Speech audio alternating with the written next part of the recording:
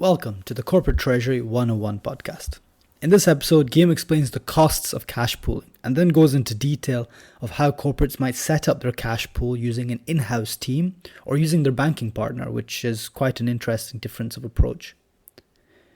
We're excited to announce we have our first sponsor for the podcast on this episode, which will be GHA Marketing. GHA Marketing offers social media management services for all types of small and medium businesses, including podcasts. As a business, you have so many things to worry about, like inventory, staff, the toilet being blocked, etc. You don't want to add the hassle of growing your socials and posting consistently with quality posts, which is what's required to grow your reach. More and more consumers are using social media as their main introduction to your business, and you want to make sure your social billboard, as they call it, are up to scratch. Find out more by emailing them at inquiries@ghamarketing.com. That's inquiries@ghamarketing.com, and mention Corporate Treasury 101 for a discount. And with that, on with the episode.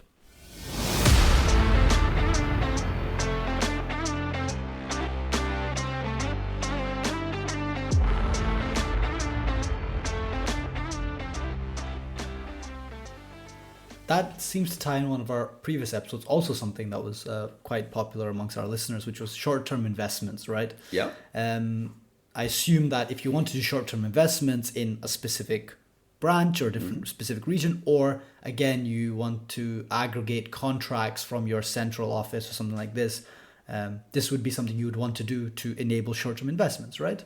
Absolutely. Musa nailed it. Are there any legal implications of that? Like if you have like one branch which is doing super well, but it just keeps going to bank balance zero at the end of the day because you're sort of paying to another branch or another subsidiary, like what are the implications for that that branch that's doing super well? It looks like it's got no cash in it at any time. So what are the legal implications, or even just like overall the investor health of that specific branch? Yeah, absolutely. Cash pooling. So legal, I couldn't say in detail. I'm more of a corporate treasurer than a legal advisor. But this has indeed impacts that are linked to legal requirements, etc. But what we look at here is the financial statement, right? And if indeed some cash, some money is going out of the bank account of one subsidiary, well, it will need at the end of the day or at the end of the year, when they close the statement, to say like, okay, where is this cash, right? You earned it, where is it right now? So when a cash pool is in place, those daily transfers, those sweeps, are of course written down somewhere and recorded. And also, what we call intercompany loans are set up because each subsidiary is lending and or borrowing to and or from another. What does it mean? If cash is going out of a certain subsidiary, a cash-rich one, to go to the header account, and this header account is lending to a cash deficit company, there is some transfer that are done, and you need to record this. You need to say, okay, this company at this moment in time has lended money to this subsidiary. So this is the intercompany loan, and those are settled, depending on the company, every X days, X weeks, or X month, depending on the setup. Okay, so those are like recorded clearly, and there's a whole accounting process behind it. So although Precisely. maybe from one accounting aspect, it makes it easier for you to manage your bills and your outgoing expenses and incoming expenses, etc. Yeah. There's no such thing as a free lunch, as they say. So there's also Very true. there's also this additional cost, which is you need to then also, do the checks on these intercompany loans. Yes, right? Absolutely. It seems like a lot of effort. What are the other negatives? Indeed. So first of all, a limitation that could be for one and not the other, and that I would like to touch upon. In case of a physical cash pool, this is only possible with bank accounts of the same currency, obviously, right? You sweep the cash balances of either euro towards a euro header, USD towards a USD header, etc. Where notional poolings allow you to merge and consolidate different ones, since there is no transfer of money from one bank to another, and we call this multi-currency notional pooling. Now, for the other limitations, and obviously there are some. First of all, the setup, right? The setup of a cash pool requires quite some efforts. We just mentioned it. There are quite some tax and legal implications. So you need to look at the local requirements of each country you want to set this up within. And overall, it takes some effort. Also, this is a great tool when you look at the big picture and the group level, right? but from a local subsidiary point of view, and as we just mentioned earlier, you lose a certain autonomy. You are basically not the master of your own cash, for instance. It's all managed at group level. Another limitation can be the either technical or cost impact. And let me develop on this. There are two ways of setting up a cash pool. The first one is in-house with your own systems, so it requires quite a solid treasury management system and a seamless bank connectivity structure. So this requires quite some resources and people with knowledge within your company. Or you can choose to have the setup of the cash pool completely managed by the bank. As you just mentioned earlier, they do everything, they take care of everything, and the cash is in the same location. This means less resources internally, but the banks will obviously make you pay for it. So depending on the structure, it can be quite pricey actually. So what are the data? How do you actually do that? So say you have an in-house team moving cash all around my different cafes, right? Yeah. Around the world. How do you set that up, like technically? Okay, so first and foremost, you want, as much as possible, do this between accounts at the same bank. We just mentioned it, but it's super important because otherwise you will have quite some limitations. And this usually means you need a rationalized banking landscape, right? Let's say you make a cash pool structure region by region because it's easier in terms of currencies and cut-off times. This is a topic we're going to come back on in a future episode.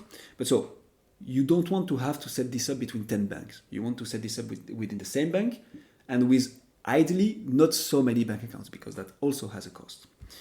This is the first thing to take into account. Second, you need an accurate and daily overview of what cash is sitting where. So you need to receive what we call end-of-day bank statements, where the end-of-day balances of the bank accounts are indicated. So this through a robust bank connectivity setup again. Third, you initiate your payments through your own systems in order to send the exact amount that you received the information about on your bank statement, and this throughout all your bank accounts around the world. So this means having quite a robust treasury management system and the whole infrastructure that is around it. Last but not least, you need your systems to capture and record accurately how much is transferred every day from each subsidiary. Why? So the intercompany loans you mentioned earlier are correctly recorded and accurate. Okay, so sounds like a lot of work. You need to make sure that you have everything in one bank, which obviously makes a lot of sense. You need to be able to see the live position in an accurate way every single day. Yeah, which makes sense because so that you can actually do the transfers.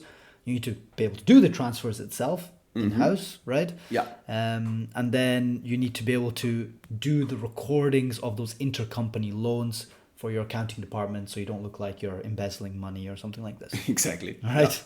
Yeah. So a lot of effort. So why would you not just go straight to a bank? That seems like, hey, look, guys, I have all these bank accounts in your bank. Yeah. Can you just make sure at the end of the day everything gets transferred into this one? So long story short, you're right. It's quite easier actually. The bank takes care of almost everything. But first of all, your options are limited and the customization is almost impossible. We talked earlier about this end of day with the nuances of having it like in the middle of the day whatsoever. This will be harder with a not in-house cash pool structure.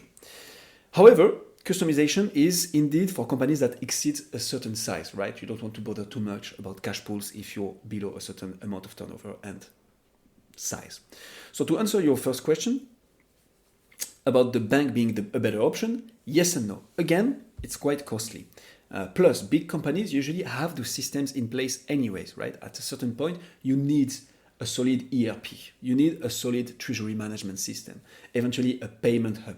All the systems that help you manage your finances, you have them in big companies. They can be quite obsolete, but still they do the job. So, with a proper team to set this up, the benefits can be quite higher to be done in-house rather than letting the bank take care of everything. Also, it depends on your size and depends on how much value you're getting out of your pooling, how much customization do you need, how much more can you save by doing it in a certain way, etc., etc. And again, like for example, if you don't have one bank managing everything, then maybe you also need some sort of in-house team to be able to manage that complexity also, I assume. Absolutely, Osam. That's great. Thank you very much, Kim.